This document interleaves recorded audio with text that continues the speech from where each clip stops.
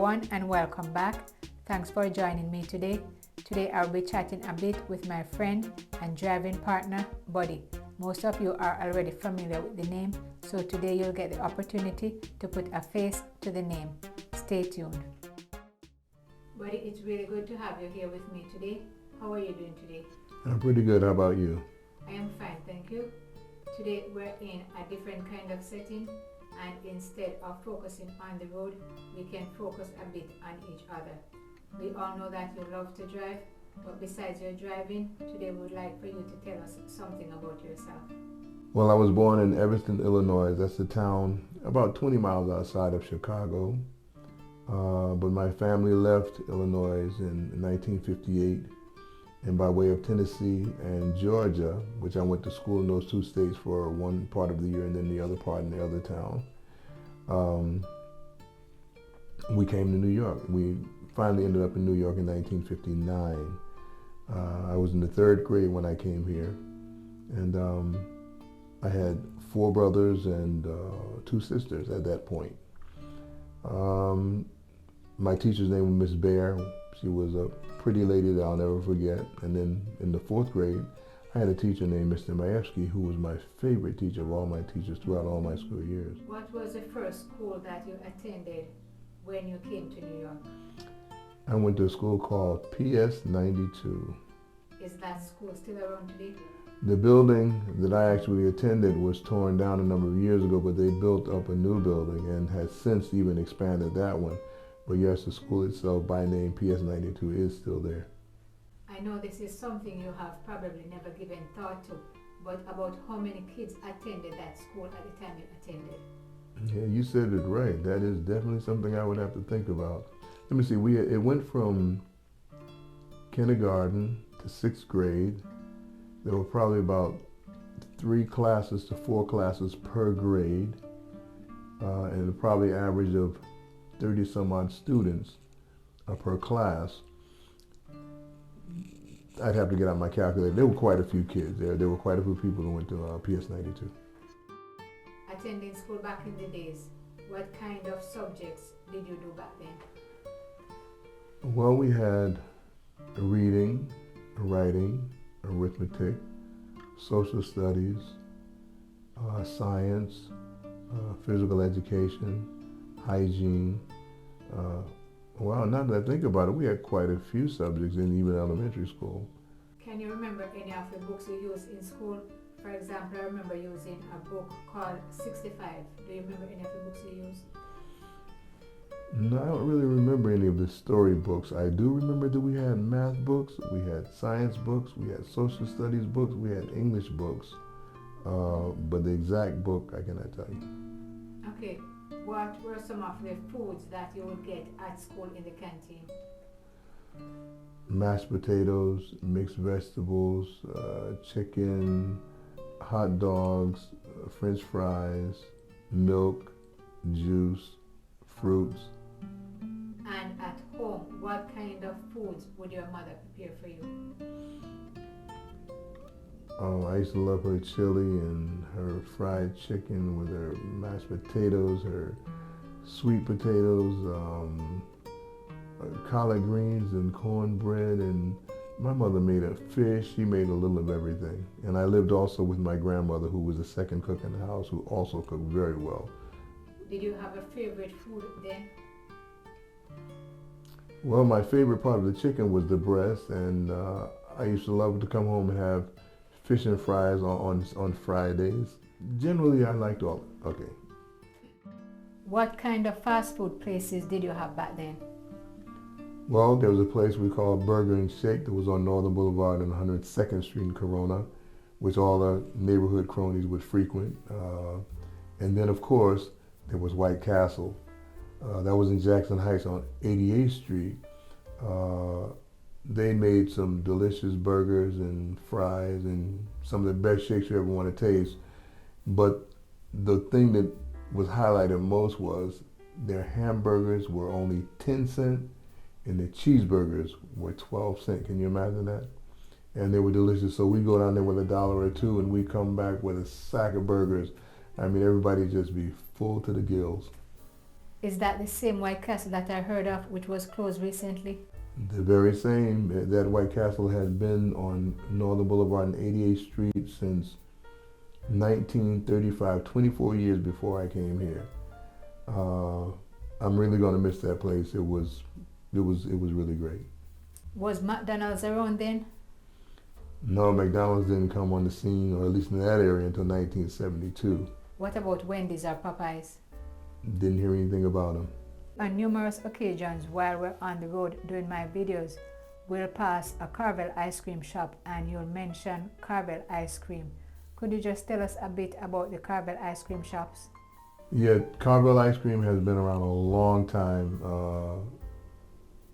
about 93 years from what I understand, and that was one of the ice cream places we used to go as often as we could, and they made such a variety of ice cream. They had the soft ice cream machines where the ice cream would come out in swirls, and we would get the banana boat, the ice cream sundae, the chocolate, strawberry, and vanilla shakes, ice cream sandwiches, a little of everything from that store, and I thought it was the best ice cream out.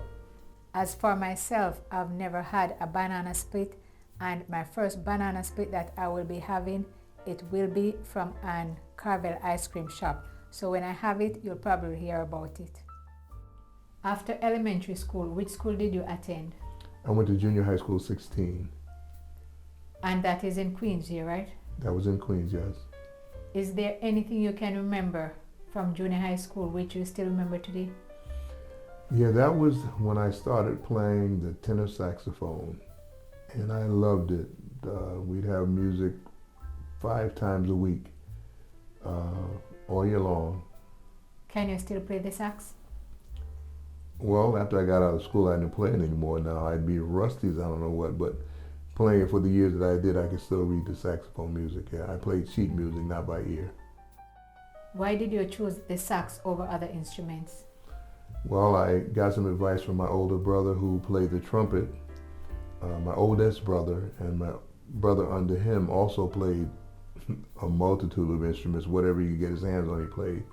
But I asked my older brother what did he think when I had the chance to take music, and so I said, well, should I play the trumpet? Because he played the trumpet. But he said, no, that's a little difficult. Try a wind instrument. Tenor sax, I think, is good. And so I tried the tenor sax, and that was an instrument that size-wise, sound-wise, and every-wise, I liked it. And do you still play the sax today? No, I do not. Do you play any musical instrument today? No, I just tinker around with the drums and maybe tinker around with the keyboard. But I think having that, what can I call it, school discipline is really what made me continue to play the sax for as long as I did. But then once I got out of school, I just didn't pick it up anymore. Okay, fair enough. Mm-hmm. After junior high school, which high school did you attend? Newtown High School in Elmhurst, New York. And how was high school life back then? Well, there was a little more freedom. You know, you felt a little more grown up the way you would change your classes and so forth and so on. I loved the athletics, you know, because I ran track and did a little high jumping, little broad jumping in high school, and those were good years. Can you remember any of your teachers, or who was the principal back then at Newtown High School? No, I don't remember the principal, but I do remember the gym teacher, Mr. Lavelle, and as a matter of fact, I ran into a teacher one day, years later. I was on the job on the bus, and I saw this gentleman standing in the bus stop, head full of white hair, you know, and I said, man, that looked like my teacher, Mr. Redmond, which I hadn't seen since, 1969, I think? And this is like in the 90s, I believe. And so he got up on the bus, and he was talking to another gentleman, and I heard the voice, and I said, man, that sounds like Mr. Redmond. So I said to him, sir, is your name Mr. Redmond? And so he said, yes, how do you know? Who are you? And I said, well, I was one of your students in high school. So yeah, I do remember some of my teachers, yes. After high school, did you attend college, or did you just go straight into the working force? No, I went into the working force, and I didn't go to college. I went to Bible school. I did a 3-year general course in Bible school with a 3-year general diploma, and I think it was about a year of evangelism, a year of homiletics. Okay, so that would mean that you know your Bible pretty well. Not as well as I should, but I do know a couple of things, more than just St. John 3:16. Okay, so what is your favorite verse from the Bible? Hebrews, I think, probably 11 chapter, for without faith it's impossible to please God. Those who come to God must first believe that he is, and that he is a rewarder of them that diligently seek him. You said you didn't attend college, you went directly into the workforce. What was your first job? Well, my first job was long before I even got out of school. It was with a summer program called Manpower, where they hired us during the summer to work different jobs in the community. And my first job was cleaning the park, Flushing Meadow Park, which is the old World's Fairgrounds. And they paid us, I believe it was about $37 and change per week. And we got paid at a place that used to be a bank years ago, but it closed down, the bank itself. And so they used it as a community center, which now houses what's called Antioch Baptist Church. But that's where I got my first paycheck. But outside of high school, once I finished high school, then I went to work for a company called Power Movers.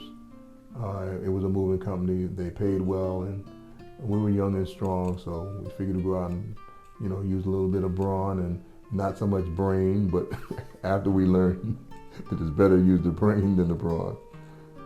What job did you have after that one? Well, I did security.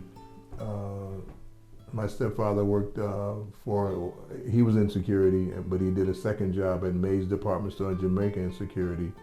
And so he told me about that job, and I got a job there. And from there, I got another job with a company called Duffy Security, where I was working 2 jobs at the same time.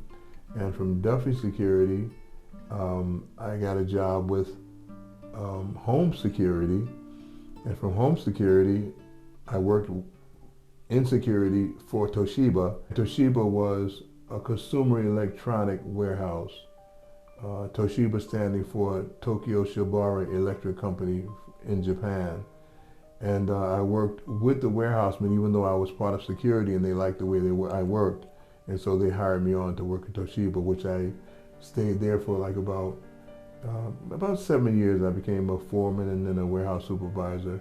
And they moved to Wayne, New Jersey, and well, I wasn't working with them anymore. And so for about a year, I was out of work. Growing up with a lot of siblings, how was your family life back then? Did you quarrel a lot, or were you all just a loving family?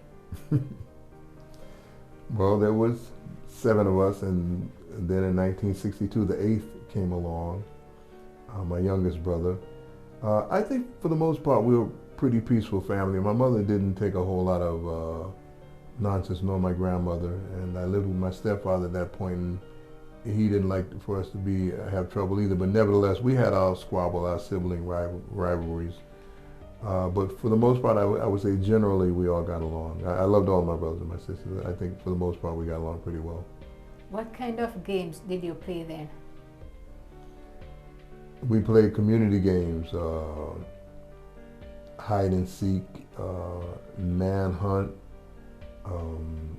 some card games, spades and poker and dodgeball and baseball and basketball, and well, we had a lot of different things to do. I mean, we were pretty athletic as a family. My mother even would get involved with us sometime, and we raced up and down 34th Avenue, bicycle riding, and we did quite a bit of stuff. Besides the games and playing on the streets and stuff, what kind of toys did you have back then? Well, I had HO scale trains, the little electric race cars that ran on the track. I had a rocket launcher set, which I was really kind of disappointed with that. I got it for Christmas. And, I saw the commercial on television, the smoke coming up and the rocket takes off and, he's going. And so I got it at home, and they had some sort of little powder. I think you were supposed to put water in. It was supposed to make a simulated kind of smoke. And that rocket just never took off the base. I was so disappointed. Not realizing that commercials weren't reality. I mean, they were just to sell the product. Yeah, we had quite a few different toys back then. Little guns and. Talking about toys, somebody probably hear me ask you this and say, why is she asking him that kind of question? But what year did the Barbie and Ken dolls came out? Barbie and Ken? Yeah. Well, I wasn't really into dolls. So. I know, but I would just like to know what year did they... Oh, it was back in the 60s. Exactly what year I couldn't tell you, but it was back in the 60s, yeah. Okay, moving forward, we know very much that you love to drive. So I'm presuming that you had a car from you were pretty young. What was your first car? My first simulated dashboard, it was called a Remco Firebird 99. I think my mother bought that car for me when I was about 6 years old maybe. But I think what really inspired me about cars was my father always had multiple cars. He'd have like 2 cars and a truck at the same time. And he would take his family and neighborhood kids to do the food shopping in town. And we ride in the back of the truck while naturally he was driving. And so I was really kind of impressed with the cars. I liked the cars he had. He was a good driver. He would take us long distance rides and everything, you know. But then my mother bought me the dashboard. It was called a Remco Firebird 99, as I said before. It had an operating horn. The horn would really blow. The steering wheel would really turn. The signal lights you can put on, the flashers. The windshield wipers really work with a windshield. And I'd sit it on the table and I would pretend that I was driving, you know. And you know, and what's really kind of funny, years later, I was a grown man, and my mother surprised me with a Christmas present again, and it was a Remco Firebird 99. I didn't even know they still made those things after so many years, but I guess coupled with my father and the dashboard, it probably gave me a real inspiration to drive myself. And so driving is something I've always been interested in, something I've always wanted to do. Having said all that, my first car that I owned personally that was registered in my name was a 1966 American Motors Rambler. Can you remember how many cars you had, and can you remember the names of some of them? I've had a lot of cars. Chevy Biscayne station wagon,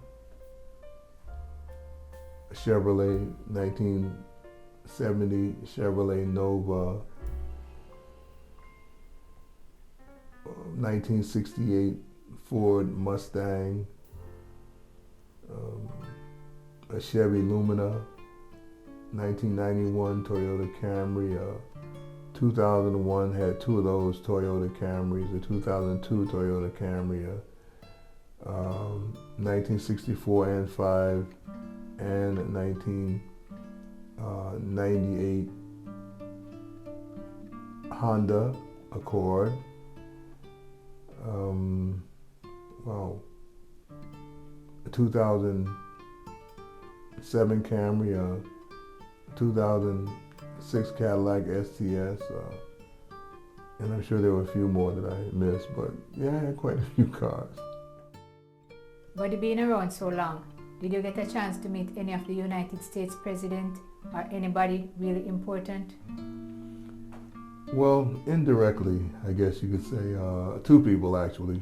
One was the Reverend Jesse Jackson when he was running for president years ago. I was on the bus, so I worked for transit at that time, and I was on the airport bus, and he came into the Marine terminal, and I was able to get his autograph. I told him it was for my son. When I met him, I said, Mr. Jackson, can I have your autograph for my son?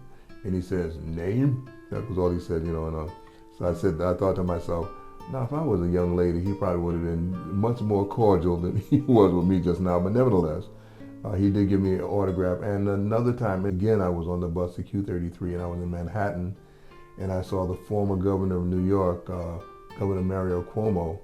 And I looked and I said, that's a real distinguished looking gentleman standing over there in the corner. He looked so familiar, and then I looked a little closer. I said, hey, that's Governor Cuomo. And so I said, I got to get this guy's attention. And so I picked up the PA system, and I said to the people, there goes our former governor standing over there on the right. when we passed by, I want everybody to wave at him. And so it seemed like he could feel me looking at him almost, and he looked directly in my eyes, and I said with my mouth, I kind of lip synced his name, and he kind of shook his head, and as we went by, everybody just said, "Hey, Mr. Cuomo." So even though I didn't meet him directly, I felt like really I met somebody important that day, and he was just so friendly in his wave, you know. You know, you were talking about Jesse Jackson. I also had the opportunity of meeting him. I think this is like maybe decades apart from when you met him, but I was in LaGuardia Airport in 2019. I was with my other co-workers, and he was passing through. He was really friendly. We got the chance of taking some pictures with him. We stayed there and we talked for maybe about 15 to 20 minutes. It was a real nice experience. So yes, my experience was a real pleasurable one meeting Jesse Jackson. You mentioned driving the bus. What year did you go to New York City Transit? 1983. That was September 12th, 1983. Having lived through so many decades, what historic events can you tell us about which happened here in the United States? Well, I remember when the first astronaut, Alan Shepard, went into space, 1961. I remember when J.F. Kennedy was assassinated in 63, when Robert Kennedy was assassinated in 68, and also Martin Luther King assassinated in 68. I remember the World Trade Center in 2001. Do you know anyone that died in the 9/11 incident? Yeah, indirectly though. I do know people that were in the World Trade and escaped with their life, but one New York City Transit police officer that was also housed in the same depot that I was in, he lost his life. Talking about that horrible event, I would like for us to take a moment of silence for all the lives which were lost.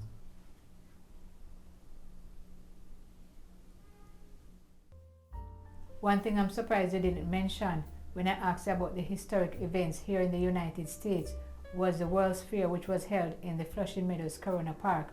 Would you like to tell us something about that? Because I'm sure you were there, and I guess other people would like to hear something from someone who was at the actual event. Yeah, it was definitely an historic event. I mean, what an extravaganza. It was beautiful. It was walking distance from the house. We didn't really have a lot of money at that time, you know, the kids in the neighborhood, but what some kids would do, they would go and they get their wrist stamped with some sort of stamp that an ultraviolet light would pick up. They would go and spend a little time, and then they would come back and they rub their wrists together with the other kids and put a little bit on their arms so that they can go and have a good time also. You know, you have your way of doing things in the hood. In the events, it seemed like the countries that participated brought their best exhibits. The Futurama building, which was General Motors, I think, you know, and they would take you through on these roller coaster cars, kind of real slow, and they would show you the future, you know, that's future cities and so forth and so on. And man, it was really, really, really lovely. Before the World's Fair came to Flushing Meadows Corona Park, what was the park like, and was it a place you would always visit before? No, I really didn't always visit. It was just a big piece of land, you know, it was just grass and trees and so forth and so on. But that, as I was also the place where I had my first job with the community to clean the park up. And when the World's Fair was expected to come, they really started rebuilding the roads and making the twisting and winding roads. They really cleaned the park up and redeveloped it. What were some of the things you saw at the World's Fair? Well, I saw futuristic cars, futuristic buildings, water ski shows.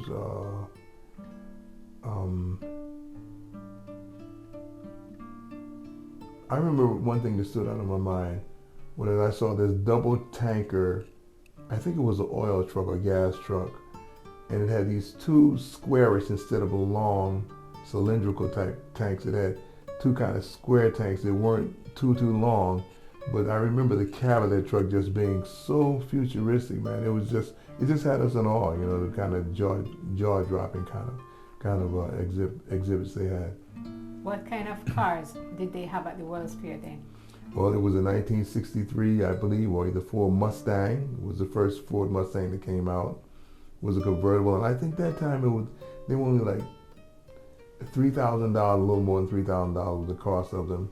They had the first turbo, which was a 1965 Ford Thunderbird, not turbo, but turbine engine in that car. Okay, you said that at the World's Fair you saw futuristic buildings and futuristic cars. That was 1964, 1965. Are you seeing any of those cars now on the roads? Oh yeah, you see some cars that look something like those cars back then. They don't look so futuristic now to us because, well, things change slowly and we adjust along with, the change. And so when they come, they just look normal. But if you were to take one of these cars now back to the World's Fair and put it in the World's Fair, everybody would just say, wow. Because some of these cars nowadays do look like the cars that they exhibited in the World's Fair in 63, 64. Well, for me, two things that stand out at the World's Fair is the Unisphere. You know that Unisphere was built by United States Steel and it is 12 stories high. Whenever you see the Unisphere, you know that you're looking at Flushing Meadows Corona Park. And another thing are those two relics at the World's Fair Marina. Most people pass there and they're wondering, what are those things? But I remember you telling me before that those were used as bus shed. Could you elaborate on those a bit for us? Yeah, they had the little transportation trains that the companies would use to take the people throughout the park to the different exhibits. And those bus shelters, which not even today to me still has a futuristic shape, were used to, to shelter the people until they waited for the buses to come. And the Unisphere, still, every time I see the Unisphere, I'm still saying, what a beautiful work of art. They really did some fantastic job on the Unisphere. And it's just, to me, it's one of the best parks around. I've been to a lot of parks, but Flushing Meadow Park is, to me, one of the most relaxed, inviting parks there is around. Buddy, how much has Corona changed since you came here? Demographically, a lot. The ethnic groups, even the religious institutions, which when I came to Corona, the Jewish synagogue on 101st Street and 34th Avenue was still being occupied by worshipers, by Jewish worshipers. Now it's, I think, an AME church. It's still operated by a religious organization, but it's no more Jewish. And it was predominantly African American, I believe, when I moved here. But there were still Italians and Jews and African Americans here, and not so many Hispanics at that time. But now it's, I believe, predominantly Hispanic speaking people. But it's still a mixture of people here. Was Corona violent at any time? Yeah, there was violence in Corona because you had plenty gangs, a number of gangs in Corona, and then there was the Black Panthers, but the Panthers here on the East Coast were not considered violent. They were really community activists. They just carry that negative connotation that the Black Panther name carried. But it was still relatively peaceful. I was told that the strip on Northern Boulevard between 97th Street and 108th Street, somewhere about there, was a very dangerous place to be at one time. How true is that? Yeah, at one time, like I said, when there was a lot of gang activity, but I found that if you mind your business, you could avoid a lot of the trouble that went on. But I think the strip, probably more between 102nd and 105th Street was the more dangerous, because that's where the gangs kind of hung out their center spot. And it was called Vietnam at that time. Okay, so what year did all that gang stuff kind of subside? I would say the late 60s, maybe early 70s. It didn't really disappear, but it was pretty insignificant at that time. What's going on now, I really don't know. Are you a member of a church? Yes, I'm a member of Mount Oliver Gospel Church in Corona, where Bishop Sheldon Ferguson is the presiding bishop and pastor for the last, since 1981. I have visited Mount Olivet Gospel Church on several occasions, and I can tell you from personal experience, it is a very welcoming place. The Bishop Sheldon Blair Ferguson, he's a very nice person, he's down to earth, and if you ever have anything you want to talk to him about, you can surely do so. Bishop Sheldon Blair Ferguson, it is a real pleasure knowing you. I know you can sing because I've heard you before. Do you sing at church? Yeah, I do sing with the choir and the men's group, yeah, and the praise and worship team. Is there a song you'd want to sing a few lines for us? Are you putting me on the hot seat here? Yes, I am. Oh, wow. Let me see. There's one that goes, Jesus, you're the center of my joy. All that's good and perfect comes from you. You're the heart of my contentment, hope for all I do. Jesus, you're the center of my joy. And now I'll take it easy on your ears. That was beautiful. Thank you very much. As you may have noticed, we did not talk much about Buddy's bus driving years, but what I will be doing, I will be coming with a part 2, so you can definitely look out for that video. Buddy, I want to thank you for taking the time out to join us here today, for giving us some insight about yourself, and thank you very much for the history lessons. And viewers, thank you for taking your time out to join us.